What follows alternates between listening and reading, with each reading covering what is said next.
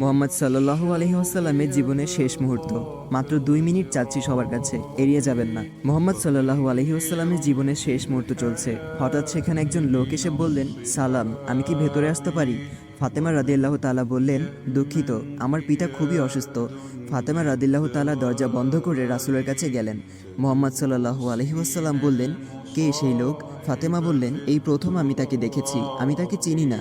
শোনো ফাতেমা, সে হচ্ছে আমাদের এই ছোট্ট জীবনের অবসানকারী ফেরেশতা আজরাইল। এটা শুনে ফাতিমার অবস্থা তখন ক্রন্দরত বোবার মতো হয়ে গিয়েছে। রাসূল সাল্লাল্লাহু আলাইহি ওয়াসাল্লাম বললেন, হে জিব্রাইল, আমার উম্মতের কি হবে? আমার উম্মতের নাজাতের কি হবে? জিব্রাইল আলাইহি ওয়াসাল্লাম বললেন, হে রাসূল, আপনি চিন্তা করবেন না, আল্লাহ ওয়াদা করেছেন আপনার উম্মতের নাজাতের জন্য। মৃত্যুর ফেরেশতা ধীরে ধীরে রাসূলের কাছে এলেন জান কবজ করার জন্য। মালাইকাত মাউত আজরাইল আরও কাছে এসে ধীরে ধীরে রাসূলের জান কবজ করতে থাকলেন। পাশে দাঁড়িয়ে থাকা জিব্রাইলকে রাসূল বললেন ঘোঙ্গানির সাথে, ও জিব্রাইল, এটা কেমন বেদনাদায়ক জান কবজ করা। ফাতেমা রাদিয়াল্লাহু তাআলা তার চোখ বন্ধ করে ফেললেন। আলী রাদিয়াল্লাহু তাআলা তার দিকে উপর হয়ে বসলেন। জিব্রাইল তার মুখটা